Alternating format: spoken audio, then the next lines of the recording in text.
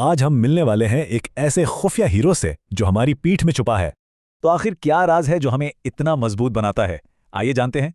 तो फिर तैयार हैं? चलें इस ताकतवर मुहाफिज को ढूंढने की मुहिम पर।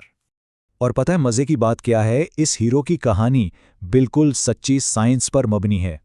इस हीरो का असल नाम है थोराकुलंबर फेशिया, जो एक मजबूत ढाल की तरह है। इसे समझें कि ये एक सुपर सूट है जो हमारे पट्टों को जबरदस्त ताकत देता है। अच्छा, तो इस सुपर सूट में खास क्या है? इसकी 3 अलग अलग तहें होती हैं। और ये तीनों तहें एक टीम की तरह मिलकर काम करती हैं। इसकी सबसे बाहर वाली तह एक शील्ड बनकर गहरे पट्टों की हिफाजत करती है। और जो दरमियानी और अंदरूनी तहें हैं वो दूसरे पट्टों को लपेट कर रखती हैं। लेकिन एक सुपर सूट को मजबूती के लिए कहीं जुड़ना तो पड़ता है ना? देखें, ये रीढ़ की हड्डी और कमर के बड़े और छोटे पट्टों से जुड़ा होता है। और यही कनेक्शंस हैं जो पूरी कमर को एक टीम की तरह मिलकर काम करवाते हैं। तो इस हीरो का सबसे बड़ा काम आखिर है क्या?